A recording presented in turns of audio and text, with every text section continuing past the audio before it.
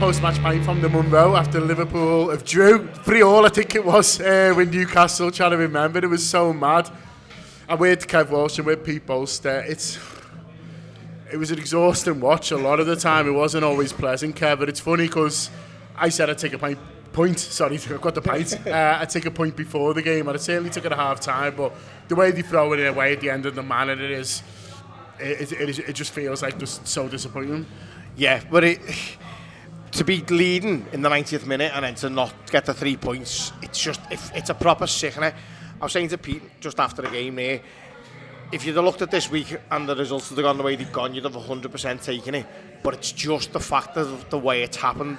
What I would say, the only bonus of the way it's happened, that it's not a bonus really for Kelleher, but it's the player who's done it, and he was probably a little bit of fault for all 3 goals in my opinion. At least the conversation's gone now about is Alisson coming back in. Alisson doesn't concede 3 goals there, does he? Kelleher's been unbelievable, he's been great. I'm not going to write him off after one poor game, but to drop them 2 points there, potentially at the end of the season, could be massive, couldn't it? I don't necessarily think it's going to be, but fucking hell, it'd be a different post-match pint if he just catches that ball, wouldn't it?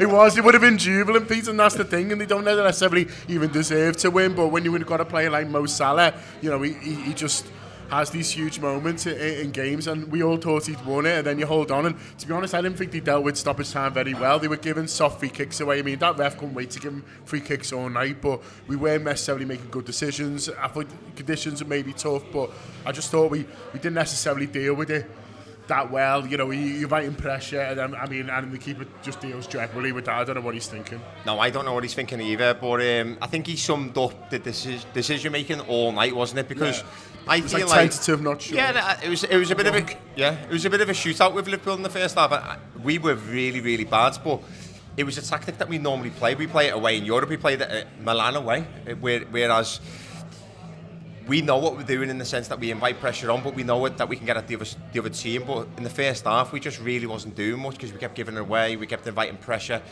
and it didn't seem to change much. We were doing it in the second half where obviously we were better attacking wise, but we were still giving silly mistakes away. And as soon as Mo Salah scored that goal, we were still worried because I looked at the time and it was 83, 84 minutes, and you just thought, oh.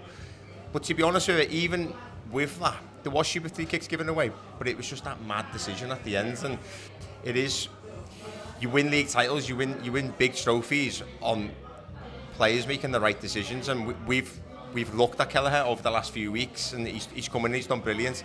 But Kev's totally right. That's why you play world class players. And I had a bit of a debate on Twitter with a few fans this week about bringing players back in. Trent the other day against City, that ball through to Salah. That's why you have these world class players.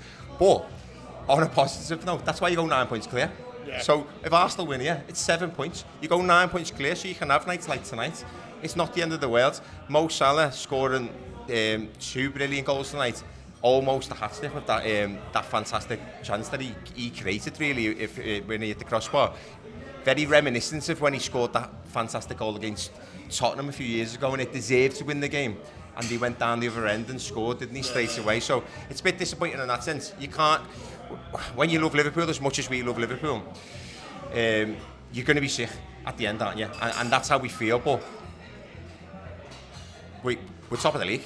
We're in a good position, and a draw away in Newcastle isn't going to define the season or anything like that. We're not going to look back in the summer and go, oh, them 2 points. You know, if we lose it from here, there'll be other games. But at the same time, we could have been going, oh, remember that one in Newcastle where we weren't great and it was hard, and then we won 3-2. You know, it could have been one like we were reminiscing about when we win the title, do you know what I mean? And instead, you know, you just sort of have that moment, and it's just a shame. Shame for us right now. We'd be having so much more fun. Yeah, well, that's it, isn't it? Listen, as I said before, you'd have taken the week going the way that it's gone.